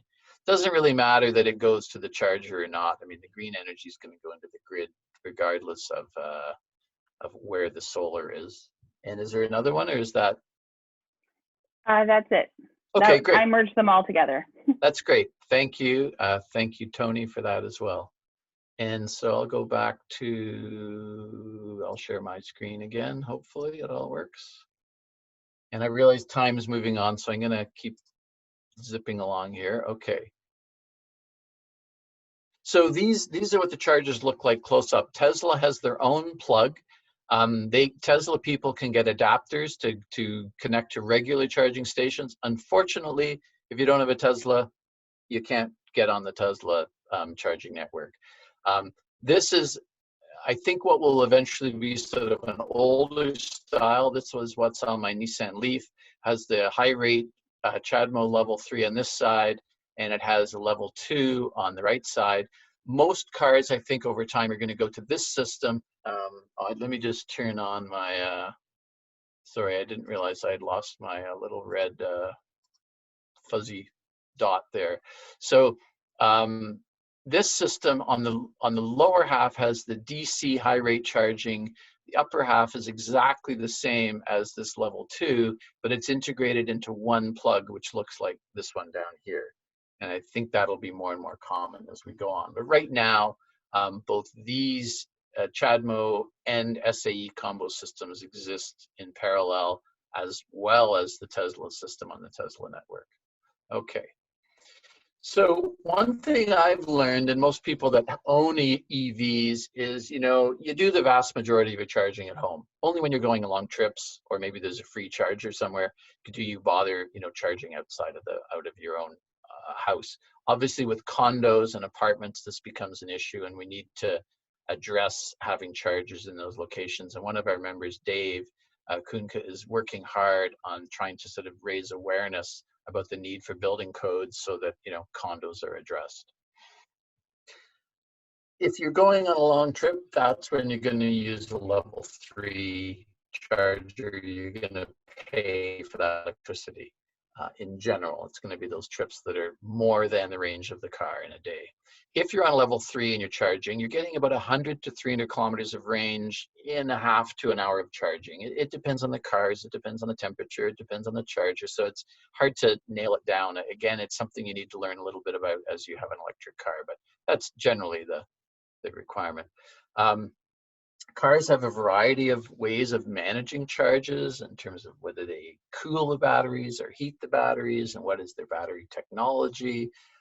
So again, it's not a completely uniform playing field, and it's worth investigating a little bit what the rate of charging that the potential car you might be interested in can achieve, so that you know whether it's going to meet your needs or not. If you're doing frequent trips to Windsor from Coburg, you're going to want an EV that charges quickly on the highway, for instance. If it's very rarely, maybe you don't care so much about the high rate charging. If you're retired, maybe you don't mind the hour it takes to charge. If you're hustling to business meetings, maybe it's more important. Okay, just a chart that shows you on level 2 charging, on level 2 charging, you're getting about 30 to 72 kilometers per hour.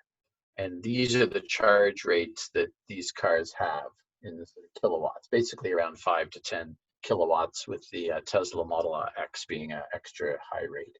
Okay, so about, you can call it 30 to 70 kilometers per hour of distance you're getting when you're plugged into a level 2. And the level 3, 200 to 300, there are some super high rate level 3 chargers coming along, which may give us as much as 900, but they're not in any of the cars I've talked about to date. Okay, level 1 and 2 at home, it's going to cost you about $2 to $3 for 100 kilometers of electricity. Those are just some numbers. If you bought gasoline in a typical mid-sized car, that would cost you about $7 to $9 to go the same distance. And not at home, level 2 chargers charge about $1.50 an hour. So that 100 kilometers will cost you about $3. It's actually a pretty good deal. They're not charging you much more yet anyway. And then let's look at level 3 is messier. So level 3, the economics are a little bit messy because we get charged for electric cars by the minute that we're connected, by how many minutes we're connected, but the charging power isn't always the same. So you get a different number of kilometers.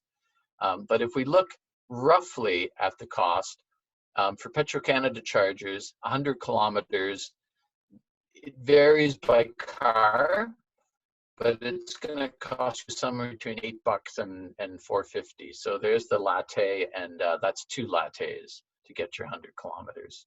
And then if we charge on a Tesla supercharger, it's about 22 to 44 cents a minute. So similar to the Petro-Canada. Okay. So when you're charging on level 3, I'm sorry, my screen gets covered here sometimes, so I can't see some of the information. When you're charging on level 3, you're getting charged about the same as it costs to drive a very efficient car. So once you're on level 3 with your electric car, it's sort of like driving a hybrid car or a very efficient non-hybrid car. And that's why most of us that have EVs, we don't use level 3 unless we have to, because at home we can charge for a lot less money. So on the highway, long trips, sure, pay the level 3. And when you're running around town, you just plug in at home. I'm gonna just skip that slide. These are the level 3 chargers that are in Ontario, not the Tesla ones. This is just level 3. So these are the high rate chargers. I just put 250 kilometers in there to show you. If you got a car that does 250 kilometers and you're in Southern Ontario, there are lots of chargers within 250 kilometers. You're not going to be short of finding a charger. If you look at level 2 and level 3, the green ones are level 2. There's even a lot more chargers if you're okay with finding a level 2 and maybe going and having lunch or doing something else for a couple hours. And then the Tesla level 2 and level 3, there's still a lot of Tesla chargers, and Teslas generally have a very long range, so you actually don't need them as close together because most Teslas can do 400 kilometers. So to go along the 401, for instance, there's plenty of chargers in our area to use a Tesla. Maybe if you're going north of Wawa, it gets a little bit trickier. Okay, so here's my experience using EVs, and then we're going to go to the questions. The first one that was really obvious during the first few years was that we always took the Leaf because it was so much cheaper to run. So often when you have 2 cars, you take whatever's convenient. But if you have 2 cars and one's electric, you always take the electric car if it'll do the trip because it just costs a lot less money. They're just super quiet, and I notice that every time I drive the Leaf, I just feel like it's so much more relaxing. Even the older Leaf, which doesn't have a lot of power, the power is very smooth, and it just is an easy car to accelerate with. Excuse me. EVs, because the battery is in the center of the car and it's heavy, they have good handling generally, and they have great winter traction because they weigh a lot relative to other smaller cars. Most of them have near zero scheduled maintenance. Majority of the charging will be done at home in most EV owners, unless you're really pounding the pavement on long trips. I love the fact that I can pre-air condition the car or I can preheat it. You go out and the window ice is already melted in the winter, and I can do that from in bed if I have my cell phone on my bedside table. And so that's sort of a nice feature, but turning on the air conditioning in the summer while the car's in a parking lot is also nice, and it really doesn't use much extra electricity, and it preserves your battery because that heating and cooling is done on the grid side of things, so that's cool. Account for range reduction. Oh, sorry. Oh, sorry, I just wanted to just also include brake servicing. Yes, that's right. That's a good comment, and I'm going to talk about that. I think that's coming up in 1 second. And then there is a question. Any difference on tire wear? From Paul O'Donoghue. I don't think there's any difference on tire wear, except for some people complain on the BMW 3. It has a very unique tire. But other than that, I haven't heard any particular issues. Dave, Doug? Yeah, if you have a performance car and you have a heavy foot, the torque is extreme. So you can, and it's up to the user, you can shred a set of tires right quick. But that's probably true with a Cobra 459 or whatever in the gas range too. Yeah, any car where you're putting a lot of power through the tire to the road, frequently you're going to chew up your tires, and certainly many EVs offer that if you want to be a lead foot. So one thing I've noticed, and other people that I've talked to, the brakes on an EV don't really get used much because you use regeneration through the electric motor, which means the brakes don't get hot very often, which means they stay wet and salty in the winter. And I think that's the one thing that if you get an EV, make sure you take it in every year and or every 2 years and have the mechanic lubricate the brake caliper and check that nothing seized.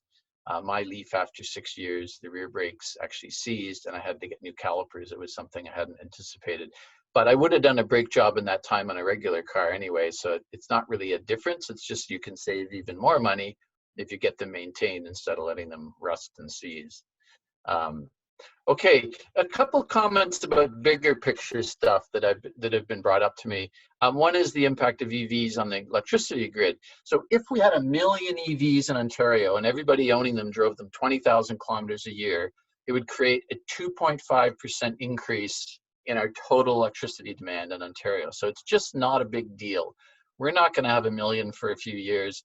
We can, we need to plan as a province, as part of a decarbonization strategy. We need to plan for how we make this extra electricity in a clean way. And even more, by 2050, when we've electrified more buildings and have even maybe a few million EVs, but it's certainly not an overnight emergency to throw a few 100,000 EVs onto the Ontario electricity grid. So sleep well with that. A lot of people have asked me about manufacturing an EV, and there's a lot of, I'll call it fake news out there that, takes more energy to make an EV and then you save it. And so I did my work on that, and I'm just going to jump to this graph, which shows, this is from Union of Concerned Scientists, and I've read other studies give me similar confidence. They looked at electricity usage, energy usage to make a car in the USA. So the energy is basically coal intense, like the electricity to run the car manufacturing plant to make the batteries. And they looked at a mid-sized gasoline car and they looked at a mid-sized BEV. The study's a couple of years old, which means that they were only looking at a car with a sort of 130 kilometer, 140 kilometer range. What they found was it was about 7, and they're in US tons, short tons. They found it took about 7 tons of greenhouse gas emissions to make the car itself in an American assembly plant. And then as you drove the car, you basically produced about 50 tons of greenhouse gases burning gasoline. So the manufacturing of the car was a fraction, very small fraction of the total greenhouse gases associated with operating the car. In the case of the electric car, the energy to make the car was a little bit less, but they took the battery energy out as this separate little blue slice here. So this is to make the battery, and this was to make the rest of the car. So it was just slightly higher, maybe we'll call it 8 tons, to make the mid-size electric car. And then I took the data and I converted it to Ontario electricity, and this little blue mark is the amount of tons of greenhouse gas that would be produced from burning, using electricity to drive this car 220,000 kilometers. So that would be the total impact of the EV, even if you make it on highly polluting American energy. It's very small compared to the impact of the gasoline used in the ICE car. And then I did a little more research on battery production, and I found a wide variety of numbers, but I took the absolute worst emissions case for the larger batteries that are in the 400 kilometer cars, and it's about this much energy based on American grid mix for making the 60 kilowatt hour batteries that are in some of the longer range cars now. So even under the absolute worst case scenario, the emissions are still a lot less than using a gas powered car. Okay. Excuse me. So, is there enough lithium? People have asked that. There's about 53 million tons of lithium right now that are economically recoverable under a US study. That would make about 5.3 billion long-range car batteries. And there's only 1.3 billion cars in the world, so there's a lot of lithium. Mining lithium, for sure, is an issue. Lithium is valuable. Batteries are going to be recycled. I think what's important to remember about production of electric cars is that it's not like making regular cars and trucks doesn't have an environmental impact. Making anything, toasters, dishwashers, cell phones, flat screen TVs, everything has environmental impact. And so it's, how do we deal with the manufacturing impact? Who are the people involved with the labor to produce these goods, whether it's clothes or phones or EVs or EV batteries? And what we want to do is be pushing hard to make sure that the labor environmental standards are fair, because all of our products have upstream impacts. What the EV does is, reduce the greenhouse gas impact. It doesn't solve all the problems of the world to drive an EV. Excuse me.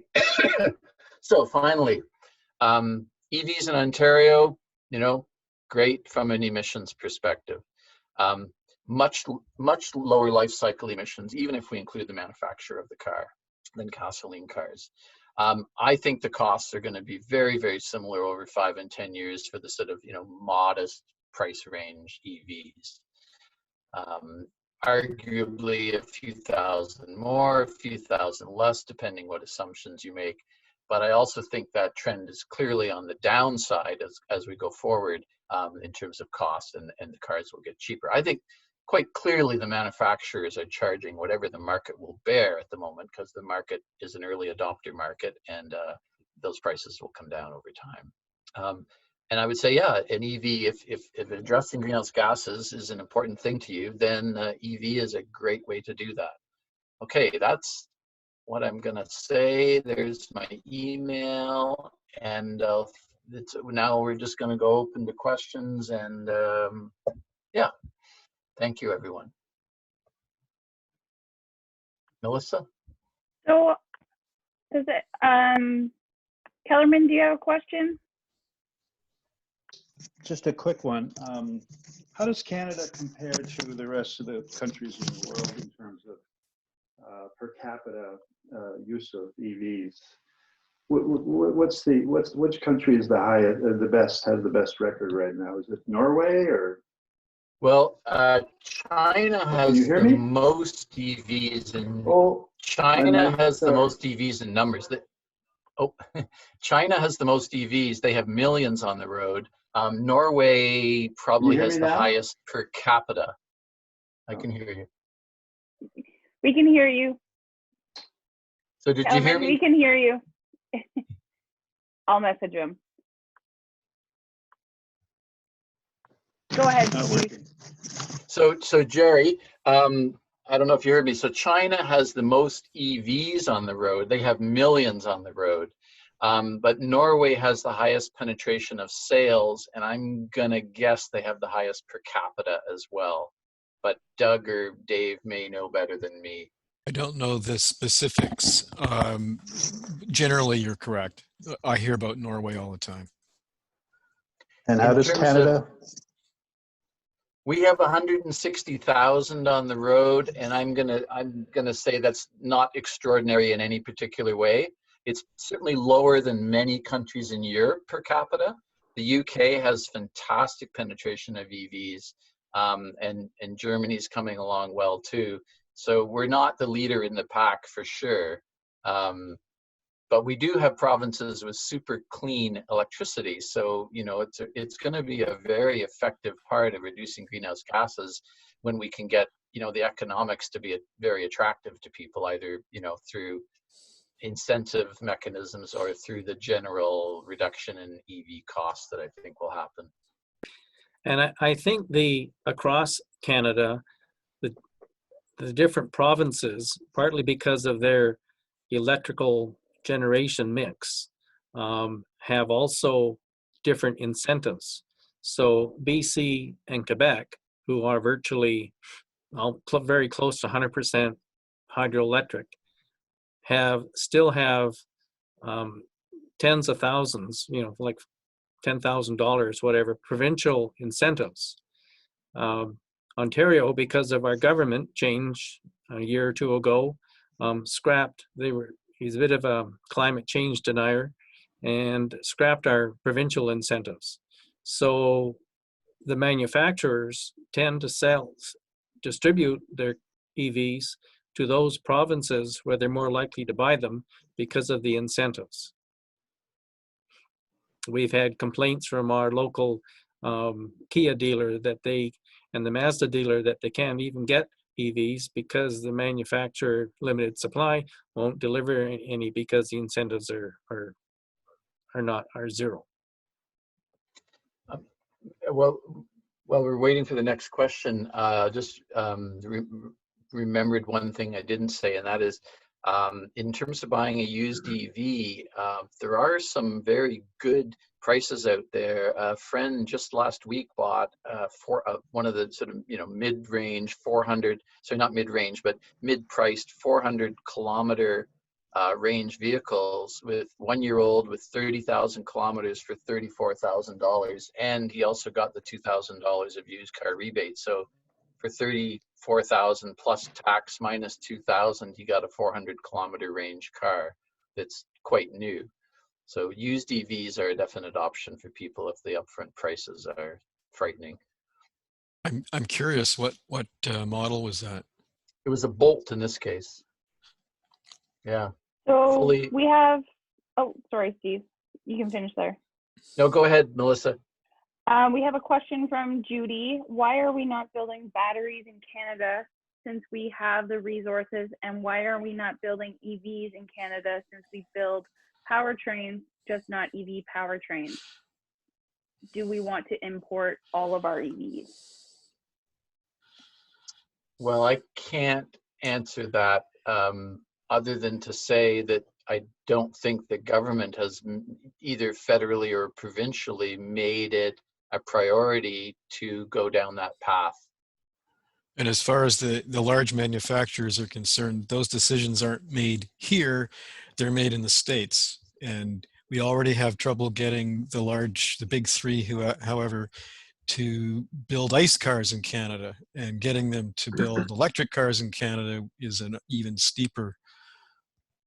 I'm not making excuses for them, that just seems to be the way it is. Yeah. I think that, definitely we have all the capacity to do it.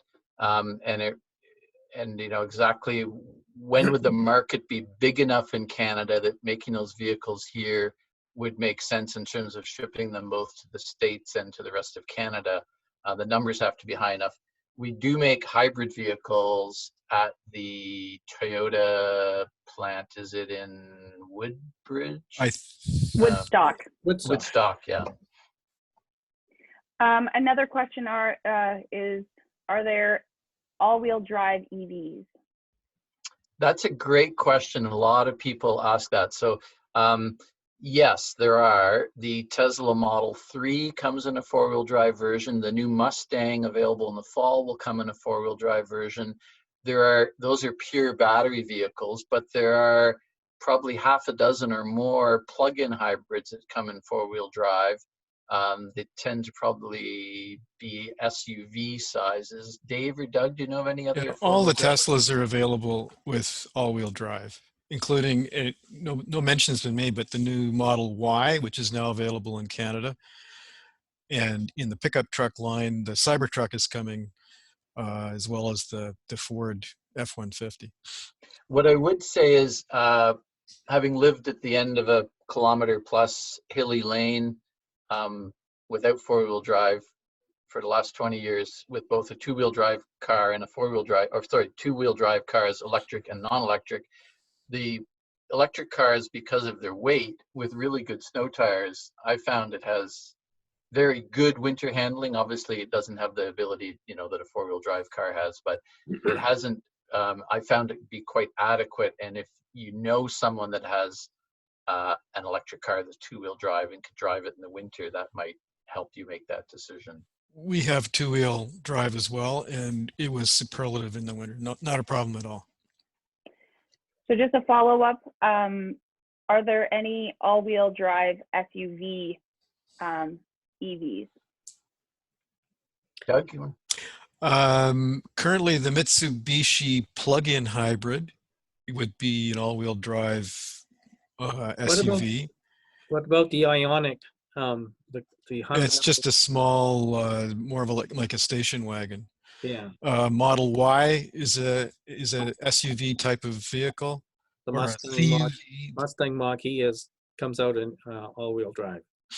The Let's just be Toyota clear. RAV4 hybrid this year is just coming out with its plug-in. and it's all-wheel drive as well. Yeah, if we go, I can probably go back fairly quickly to the PHEV chart and oops, sorry. So these are the plug-in hybrid models. Are you folks able to see that? Am I Yep. still sharing? Yeah. Yes, you are. Yeah, so if you look at this plug-in hybrid list, the Volvos can be four-wheel drive. Oh,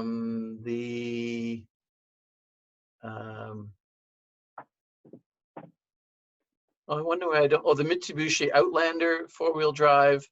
All of the Teslas all-wheel drive. And just to be clear, all-wheel drive and four-wheel drive would be the same in the end, whether they call it four-wheel drive or all-wheel drive, the same. Yeah, I believe the Mercedes. So obviously, in some of the more expensive plug-in hybrids, there are four-wheel drives. I think the lowest cost way to get four-wheel drive would be the Tesla Model 3 or the Mustang. Don't think there's anything lower MSRP than those two models that would have a four-wheel drive, all-wheel drive feature. Well, the Mitsubishi Outlander. Oh, yes, in the plug-in. Yeah. Yeah. Yeah. And as I said, the new 2021 RAV4 hybrid plug-in, which is coming out this summer, is unfortunately, it's only available in Quebec and BC. They're not selling it in Ontario. Okay, thanks, Ross. And But you can blame the Ontario Conservatives for that. But who wants to get political? okay. Any other questions, Melissa?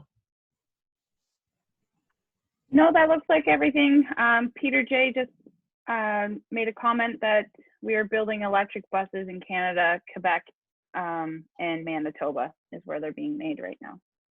Yeah, so I just expand on that. I mean, the electric bus industry is huge worldwide. And so, you know, for a while now, many cities, because of urban pollution issues, have gone to electric buses. Most buses don't really go that far in a day, so it's not like you need a bus with huge range. And the emissions reductions are exactly where you want them, which is street side, where people are in large numbers. And core urban pollution is, you know, addressed very effectively, or at least a big part of it can be addressed by zero emissions urban transit. So electric buses have been around for quite a while and are being sold in large numbers. There's also talk of movement to electric garbage trucks, electric mail delivery, because you're dealing with constant start, stop. So they pay for themselves really quickly in terms of maintenance because you don't have the brake issues because of regenerative braking. And again, they don't go that far during a day, so you don't need any massive 400-kilometer range to push a garbage truck. So there's one more question here. Joanna, how does the maintenance software work, and are updates a problem?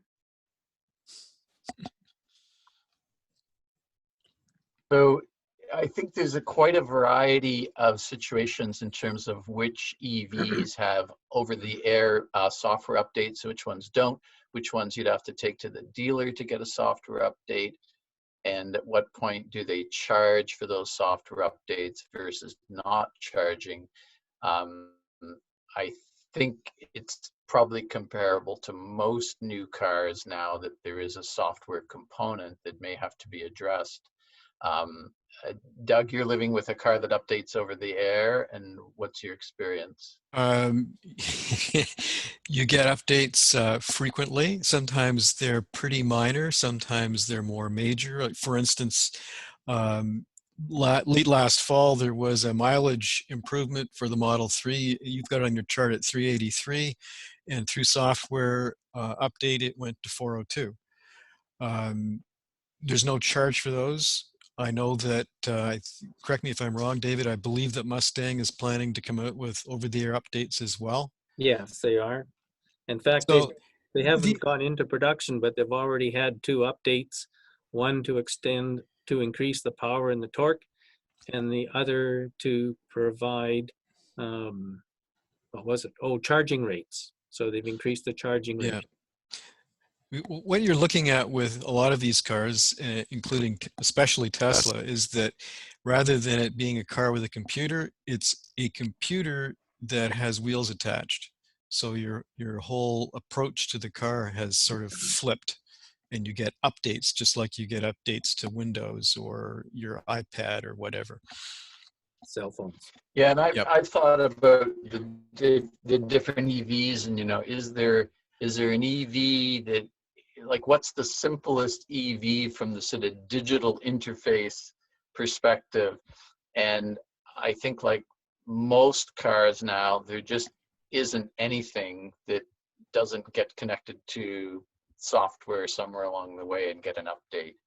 I'm looking at that EV list right now, and I'm trying to think, I think what's important is to get a warranty that's as long as possible, if that's the kind of thing that you're worried about, the cost and the ongoing sort of maintenance hassles.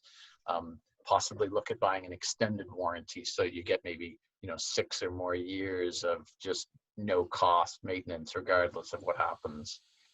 Does that help? Joanne, was it? Joanna, yes. I'll just wait for her to respond to that. Another question is, are there any courier fleets, i.e. Amazon switching to EVs? Amazon, I believe, has an order in with an electric truck manufacturer in the States for like 100,000 Amazon delivery vehicles, but I don't recall the details of that, and I don't know at the moment whether that's being advanced or not. But that was an announcement made about a year ago. There have been for years. I was just going to mention that I know it's not a courier fleet, but the town of Coburg's municipal staff, some of them do have electric vehicles. The police services have an electric vehicle, as well as the building department have an electric vehicle. So just Coburg is cutting edge because they're already starting that process to switch over to EVs. Not bad for a big and lakefront, 18,500 people. I can comment because of my familiarity a little bit with Ford, and they're not making any more cars, sedans, just SUVs and trucks like everybody else. But their second vehicle after the Mustang, which is a 4-door SUV, is the F-150 pickup. The third electric vehicle, which will be, I guess, coming out next year, is a medium-sized transit delivery truck. So the first 3 vehicles, the electric vehicles that Ford's making, are SUV, pickup truck, and delivery truck. So there you go. And just one more. Lakefront Utilities has. Yeah, Lakefront Utilities. Go ahead, Melissa. I was going to say, Steve's right. Lakefront Utilities does have charging stations and electric vehicles as well. And I was just going to add that there is one more comment here, that the EV Society is holding another online get-together with EVCO Ottawa, May 25th from 7:30 to 10 p.m.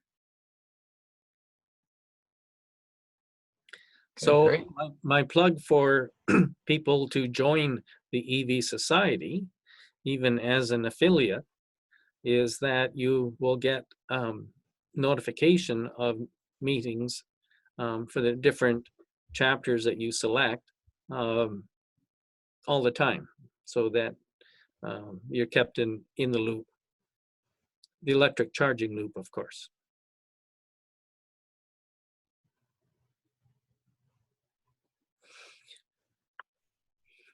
Oh, It's 3 o'clock now. Lauren, you're just on mute there. Oh, sorry about that. Hi, everyone. It looks like we're getting close to 3 o'clock now and time to wrap this up.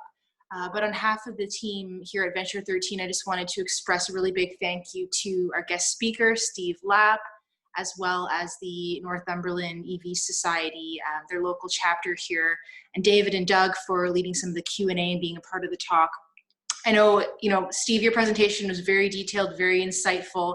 I learned a lot for sure. And we were already talking before this of potentially having a part 2 of the event later on in the future, whether that be something virtual or something at Venture 13, we hope later on in the year. But thanks to everyone who joined as well, really appreciate it. And like Steve mentioned, this chat has been recorded, so it will be available on the Venture 13 YouTube channel as well as our resource library too. So I can send that out to everyone tomorrow, just so you have access to that if you want to go through Steve's presentation in a bit more detail. But other than that, just stay tuned to the Venture 13 website. We will be having another fireside chat on a different topic later on in the summer. So keep your eyes peeled to see what we're going to be hosting that on and what the topic will be. But thanks to everyone for joining, and wishing you a great afternoon. And thanks to you, Lauren and Melissa, for hosting. Yeah, thank you so much, everyone, for today. Great. Bye-bye. Thanks. Take care. Bye. Bye. Bye-bye.